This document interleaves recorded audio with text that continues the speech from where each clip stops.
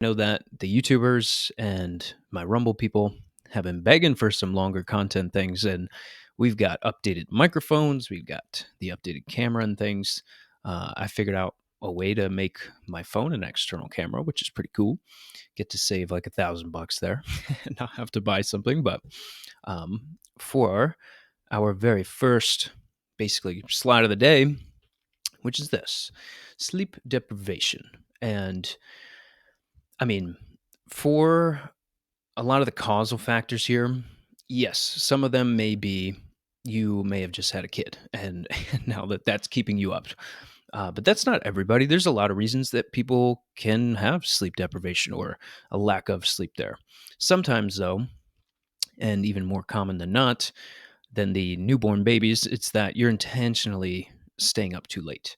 So that's not good. And there's people that maybe trying to get good sleep and go to bed on time, but then they can't fall asleep. So we'll cover those types of individuals too. So say you're making good routines, it's just that you can't get to bed on time and you just kind of lay there and roll around. A lot of the times that is not intentional for these types of people.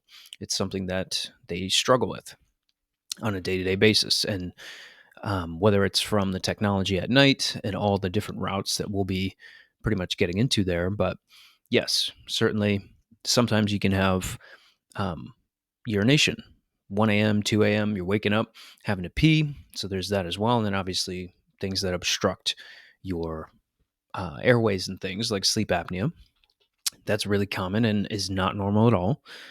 Please understand that. It is not normal in any sense.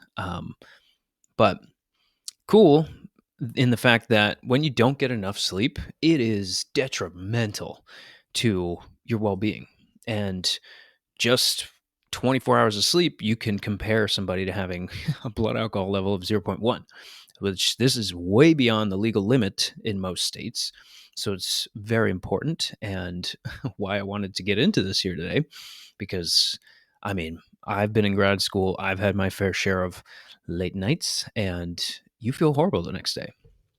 But um, I pulled up a study here too, to where looking at this is a self-reported study, so you should be able to read this pretty well. Where over 1 million people, and it's a self-reporting, and basically half a million people were saying that they were getting less than 7.5 hours of sleep a night. So that's crazy. That is not enough for anybody. And now you start to lose out on things like brain function too, because sleep deprivation it's not just like for the cellular repair and the rebuilding and all the healing that takes place. It is very much needed for your brain and to have normal function throughout the day and not have crazy symptoms and things. But aside from the point, like what I just said there too, we have that lack of sleep now slowing your reaction time even too. So if you look at the what's it called, where um, daylight savings, so like daylight savings in the fall versus in the spring, and they've actually looked at this. When you look at daylight savings during the springtime, there are way more car accidents than there are when you fall back during the daylight savings in the fall. So just simply having 1 hour of a difference there, you are saving many lives in doing so. So the reduction in car accidents just from that 1 hour sleep difference is huge. And I mean, um, there's other effects from sleep deprivation too. A lot of people don't realize that we see cortisol elevate in stress hormones and things, but also you'll be more irritable